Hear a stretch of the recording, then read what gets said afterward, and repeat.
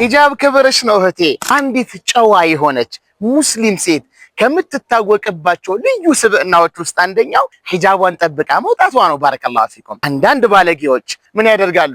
ሂጃብሽን ካላወለቅሽ አትማሪም ይሉሻል። ሂጃብሽን ካላወለቅሽ ከስራ ገበታ ትባረሪያለሽ ይሉሻል። አንድ ታሪክ ልጥቀስላችሁ። አንዲት ሴት ነበረች በነብዩ አለይሂ ሰላቱ ወሰላም ጊዜ እና የሚጥል በሽታ ነበረባት።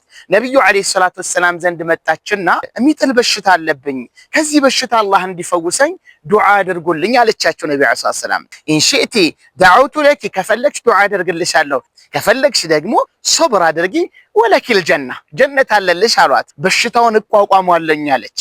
ስትወድቅ ድንጋይ ሊመታት ይችላል፣ ስትወድቅ ስለት ነገር ሊያገኛት ይችላል። ያንን ሁሉ ሶብራለሁኝ አለች። ነገር ግን አንድ ነገር አልሶብርም ማለት እኔ በምወድቅበት ሰዓት ላይ አተከሸፍ፣ ሰውነቴ ይገላለጣል። ስለዚህ ፈድዑላህ ሊ አላ አተከሸፍ፣ በምወድቅበት ሰዓት ሰውነቴ እንዳይገላለጥ አጅነብይ እንዳያየኝ ይህም ብቻ ዱዓ አድርጉልኝ፣ በሽታውን ሶብራለሁኝ አለች። በወደቀችበት ሰዓት ላይ ብትገላለጥ ራሷን ስለማታውቅ ምንም አይነት ጥያቄ የለባትም። አንቺ ራስሽን እያወቅሽ በምርጫሽ በፍላጎትሽ ተገላልጠሽ ትወጫለሽ። የጮኸ ቢጮህ ጆሮዬ አይሰማም በሂጃቤ ጉዳይ አልደራደርም የሚል ምላሽ ነው መስጠት ያለብሽ።